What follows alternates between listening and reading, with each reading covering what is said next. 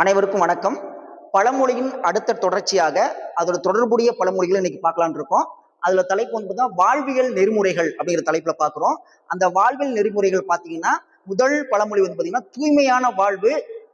அதுல வந்து ஒரு பழமொழி சொல்றாங்க, கந்தையனாலும் கசக்கி கட்டு கூழனாலும் குளித்து குடி அப்படிங்கிற பழமொழி சொல்றாங்க.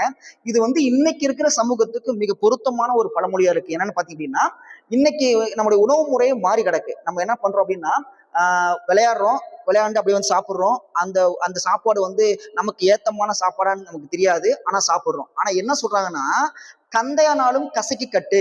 உன்னுடைய துணி நீ ஏழையா இருந்தாலும் பரவாயில்ல, பணக்காரனா இருந்தாலும் பரவாயில்ல. எப்படி இருக்குன்னா, நம்ம உடம்பு ஆரோக்கியமா இருக்கணும். உடம்பு ஆரோக்கியமா இருந்துச்சுன்னா நம்ம வந்து நம்ம நீண்ட காலம் வாழலாம் அப்படின்னு விஷயத்தையும் புலப்படுத்துறாங்க. அது என்ன சொல்றாங்கன்னா, உனக்கு அழுக்கு துணியா இருந்தாலும் பரவாயில்ல, அதை என்ன பண்ணணும், துவைச்சி கட்டு அப்படின்னு சொல்றாங்க.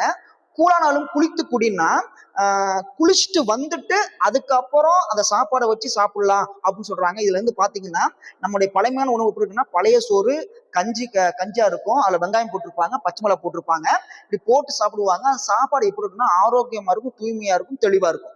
அன்னைக்கு இருந்த வாழ்வு அப்படி இருந்துச்சு. அது வந்து இதை கூட இப்போ வந்து பாத்தீங்கன்னா ஃபாரின்ல என்ன சொல்றாங்கன்னா, இதைதான் சிறந்த உணவு அப்படிங்களா நமக்கு வந்து புலப்படுத்துறாங்க. சில ஹோட்டல்ல வந்து பாத்தீங்கன்னா இந்த என்னது இந்த சட்டியில வந்துயோ அல்லது அந்த பானையிலயோ வச்சு என்ன பண்றாங்கன்னா இதை சாப்பிடுறாங்க. அந்த அளவுக்கு இந்த பழமொழி நமக்கு உணர்த்தா இருக்கு.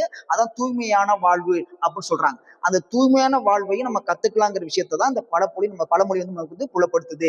அப்ப அந்த தூய்மையான வாழ்வுங்கிறது எப்படி வரும் அப்படின்னு பாத்தீங்க அப்படின்னா, நம்ம வாழ்ற வாழ்க்கையில தான் இருக்கு. நம்ம எப்படி வாழ்றோமோ அப்படிதான் தூய்மையான வாழ்வு வரும். இன்னைக்கு இருக்கிற காலகட்டங்களில் வந்து ஃபாஸ்ட் ஃபுட் சாப்பிடுறோம். அது எப்படி இருக்கு ஏது இருக்கு நமக்கு தெரியாது. அதனால பல நோய்கள் வருது. அந்த நோயினாலும் பாதிக்கப்படுறோம். நம்ம வாழ்வு வந்து ரொம்ப பாதிக்கப்படுது. அதனால சொல்றான், அப்பயே சொல்லியிருக்கான், கந்தையனாலும் கசிக்கட்டு கூழானாலும் குளித்து குடி. நீ குளிச்சுட்டு வந்து எது வந்தாலும் சமைச்சு சாப்பிடு அப்படின்னு சொல்றாங்க. நீங்க இன்னொன்னு எடுத்துக்கலாம். எப்படி எடுத்துக்கலாம் பாத்தீங்கன்னா, நீங்க கிராமப்புறங்களை பாருங்க. காலையில பெண்கள் அடுப்பங்கரைக்கு போய் சமைக்கும் பொழுது குளிச்சுதான் போய் சமைப்பாங்க.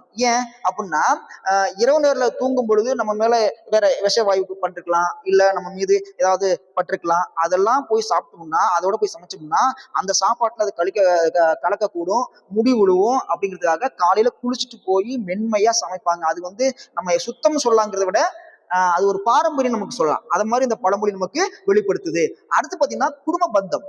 குற்றம் பார்க்கில் சுற்றம் இல்லை. அதாவது குடும்ப பந்தங்கிறது ரொம்ப ரொம்ப முக்கியமானது. மற்றவங்களோட கூடி வாழணும். அதே நேரத்துல குடும்பங்கிறத வந்து ஒரு கட்டுக்கோப்பா கொண்டுட்டு போகணுங்கிற விஷயத்தை நமக்கு இங்க புலப்படுத்துது. உறவினரை அரவணைத்து வாழ்தல். நம்ம எப்போதுமே உங்களுக்கு தெரியும், நம்ம சொந்தக்காரவங்க ஏற்றத்தாழ்வு இருப்பாங்க. நம்ம பணக்காரன், அவன் ஏழை, இவன் நல்லா இருக்க கூட நினைப்பாங்க. எல்லாம் களைஞ்சி நம்ம எல்லாரும் ஒன்னா வாழணும் அப்படிங்கிற விஷயத்தையும் இந்த பழமொழி நமக்கு வந்து தெளிவா புலப்படுத்துது. அந்த குற்றம் பார்க்கில் சுற்றம் இல்லை அப்படின்றாங்க. உறவினரை அரவணைத்து நம்ம வாழணும் அப்படிங்கிற விஷயத்தையும் புலப்படுத்துது. ஏன் உறவினரை அரவணைத்து வாழணும் அப்படின்னு நினைக்கிறீங்கன்னா, நாளைக்கு நமக்கு ஏதாவது இன்ப துன்பங்கள் வரும் பொழுது நமக்கு அவன் எதுவும் செய்ய போறது இல்லை.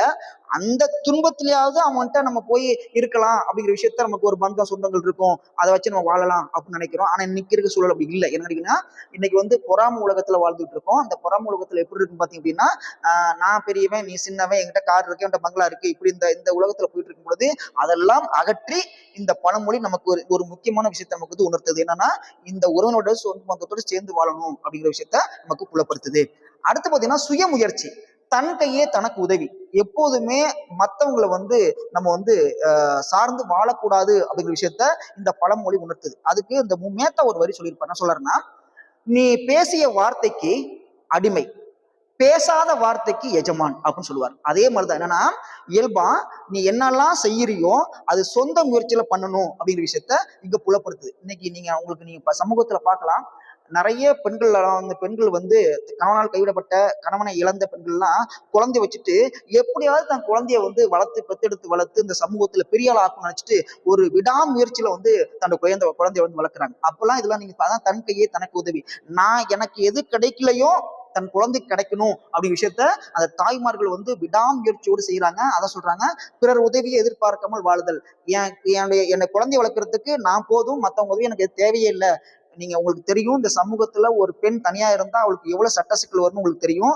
அத்தனை சட்ட சிக்கலையும் தகர்த்தெறிந்து தன் குழந்தைங்களை பெத்தெடுத்து வளர்த்து ஒரு பெரிய ஆள் ஆக்குறாங்கன்னா அதுதான் விடாமுயற்சி, அதான் சுய முயற்சிங்கிறாங்க. அதனாலதான் சமூகத்துல இந்த பழமொழி சொல்லுங்க, தன் கையே தனக்கு உதவி அப்படிங்கிற விஷயத்த புலப்படுத்துறாங்க. அடுத்து பாத்தீங்கன்னா சமுதாய உணர்வு. இந்த உலகத்துல இருக்கிற சமுதாய உணர்வு கண்டிப்பா வேணும். இந்த நாட்டுல பிறந்த ஒவ்வொரு மனிதனுக்கும் சமுதாய உணர்வு கண்டிப்பா வேணும். அப்படி சமுதாய உணர்வு இருந்துச்சு அப்படின்னா எல்லாரும் கூடி வாழலாம். சமுதாய உணர்வு இல்லை அப்படின்னா இந்த உலகம் தானாக அழிந்து போகுங்கிறது ஒரு உண்மை இருக்கு. அதை சொல்றாங்க, ஊருடன் பகைக்கின் வேருடன் கெடும். அதை ஊரோடு ஒத்து வாழ முக்கியத்துவம். அதாவது ஊரு என்ன சொல்லுதோ அதோட சேர்ந்து போகணும் அப்படின்னு சொல்றாங்க. அப்படி என்ன சேர்ந்து போகணும் அப்படின்னா ஒவ்வொரு கிராமப்புறங்களையும் ஒரு கட்டுப்பாடு வச்சிருப்பாங்க. என்ன கட்டுப்பாடு வச்சிங்கன்னா, இந்த ஊர்ல எந்த ஒரு போதைப் பொருளும் இல்ல, எந்த ஒரு கெட்ட பழக்கமும் இல்ல அப்படின்னு வச்சிருந்தாங்கன்னா அதோட நம்ம சேர்ந்து போயிடணும். இல்ல நாங்க வந்து திணிப்போம் அப்படின்னா அதான் மிகப்பெரிய கேடை உருவாக்கும். அதாங்க சொல்றாங்க சமுதாய உணர்வு. இப்படி ஒரு நல்ல பழக்கத்துல நல்ல பழக்கம் ஒரு கிராமத்துல இருந்துச்சுன்னா அதையும் நம்ம கடைபிடிக்கலாம் அப்படிங்கிற விஷயத்தையும் இங்க உணர்த்துறாங்க. அதான் ஊரோடு ஒத்து வாழ முக்கியத்துவம் கொடுக்கணும் அப்படிங்கிற விஷயத்தையும் புலப்படுத்துறாங்க. சரி, இதை தொடர்ச்சியாக அடுத்த பழமொழிகள் வரும். நம்ம அடுத்த கிளாஸ்ல பார்க்கலாம். நன்றி, வணக்கம்.